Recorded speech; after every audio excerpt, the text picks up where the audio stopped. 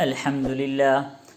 لله نحمده ونستعينه ونستغفره ونؤمن به ونتوكل عليه ونعوذ بالله من شرور أنفسنا ومن سيئات أعمالنا من يهده الله فلا مضل له ومن يضلله فلا هادي له ونشهد أن لا إله إلا الله وحده لا شريك له ونشهد أن سيدنا ومولانا محمدا عبده ورسوله. قال الله تبارك وتعالى في القرآن المجيد: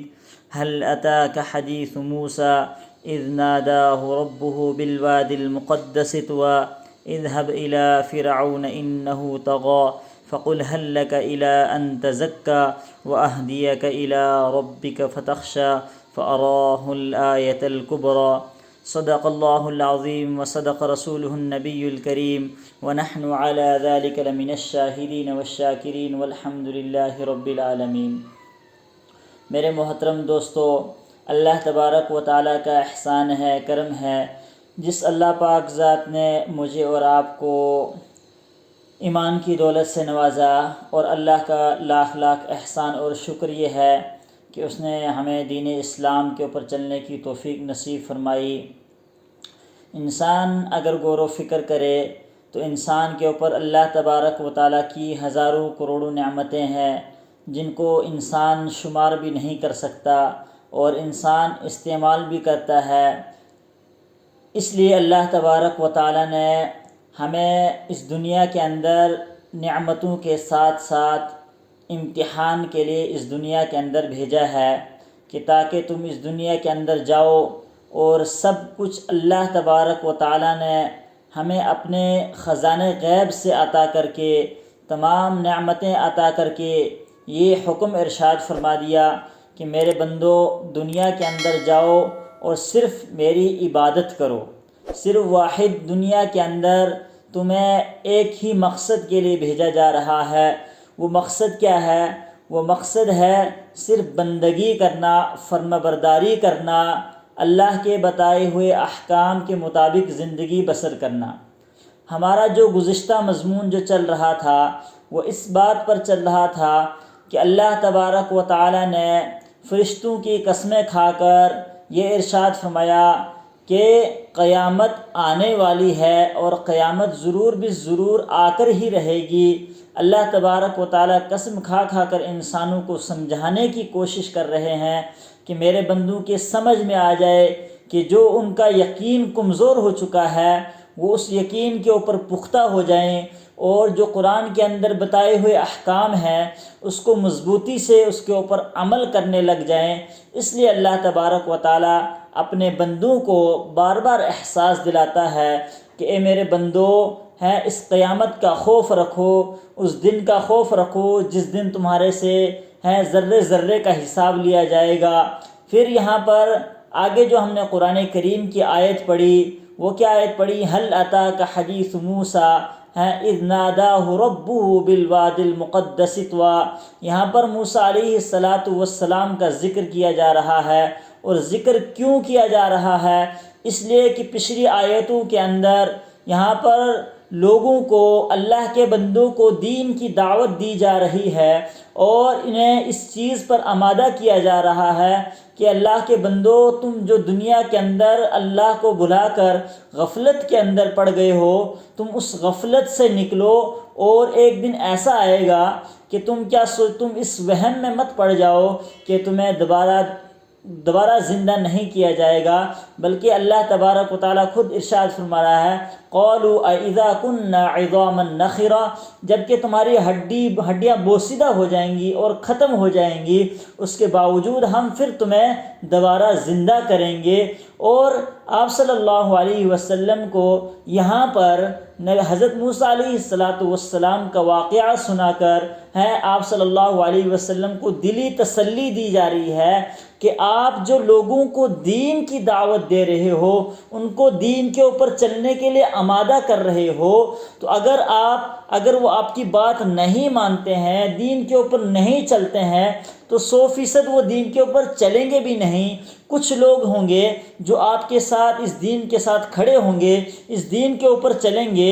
سارے کے سارے لوگ آپ کے ساتھ ایک ساتھ نہیں ہوں گے، بلکہ یہ آپ کو دلاسا دیا جا رہا ہے کہ آپ کو پریشان ہونے کی ضرورت نہیں ہے، گھبرانے کی ضرورت نہیں ہے۔ یہ واقعہ آپ کے ساتھ ہی پیش نہیں آ رہا ہے کہ لوگ آپ کی بات نہیں مان رہے ہیں، آپ کے کلمے کو قبول نہیں کر رہے ہیں، بلکہ جو اس سے پہلے ہم نے نبی اس دنیا کے اندر بھیجے گئے ان کو بھی بڑے بڑے بادشاہوں کے ساتھ مقابلہ کیا گیا، بڑے بڑے بادشاہوں کے پاس ان کو دین کی دعوت دینے کے لیے بھیجا گیا ہے، تو انہوں نے بھی اس دین کی دعوت کو ٹھکرایا۔ جیسے فرعون اور موسیٰ کا قصہ یہاں پر ذکر کیا جا رہا ہے کہ حضرت موسیٰ علیہ السلام کو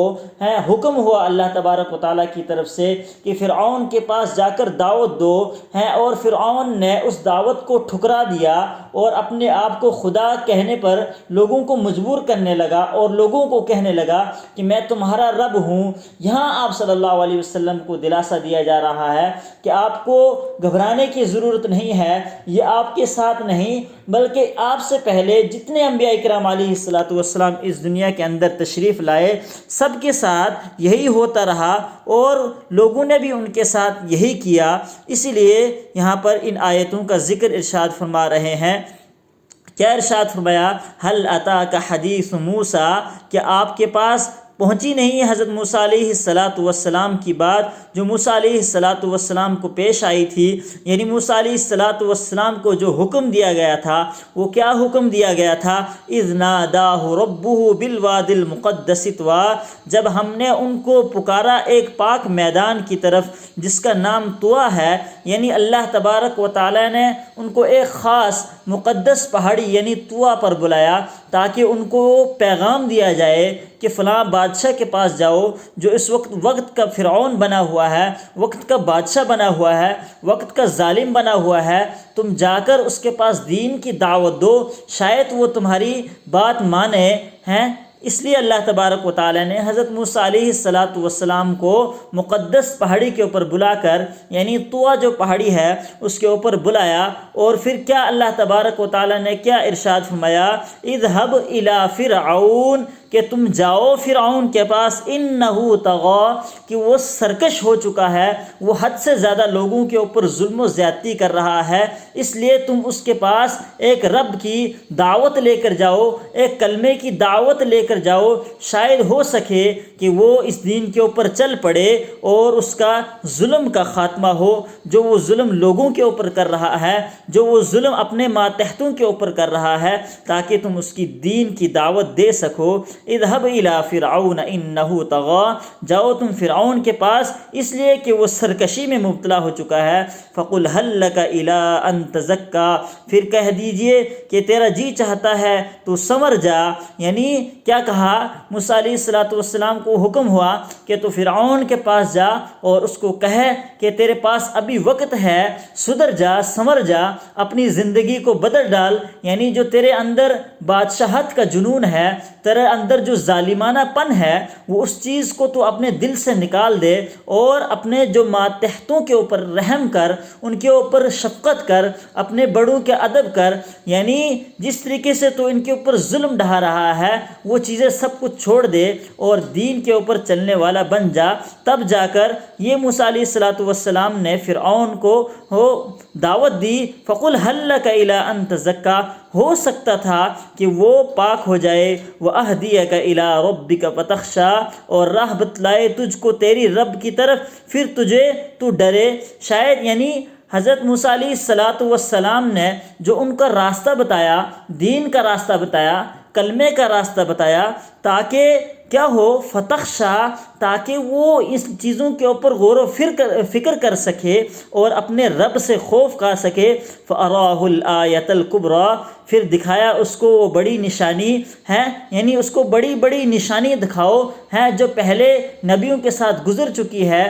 بڑے بڑے نشانیاں دکھاؤ جس کے اندر اس کے لیے عبرت پیدا ہو سکے، تاکہ وہ اس کلمے کو قبول کر لے اور جو اپنے ماتحتوں کے اوپر ظلم کرتا ہے وہ اس سے باز آ جائے اور اپنے جو مالک ہے اس کی ماننے پر آ جائے، لیکن وہ اس چیز سے باز نہیں آ رہا تھا۔ پھر اللہ تبارک و تعالیٰ نے اس کے لیے یہ حکم دیا تھا موسیٰ علیہ السلام کو کہ تم اس کو دین کی دعوت دو، فکذب وعصا، اور جب موسیٰ علیہ السلام نے اس کو یعنی دعوت دی، یعنی اس کو اللہ کے سامنے اللہ کی شان اور بڑائی اس کے سامنے بیان کی، تو اس کو کیا لگا؟ فکذب وعصا، پھر موسیٰ علیہ السلام کی باتیں سننے کے بعد اس نے جھٹلا دیا اور کوئی بات نہیں کی اور نافرمانی کی اور انکار کر دیا کہ میں اللہ کو ماننے والا نہیں ہوں، اور پیٹھ پھیر کر چلا گیا۔ اللہ تبارک و تعالی عمل کرنے کی توفیق عطا فرمائے۔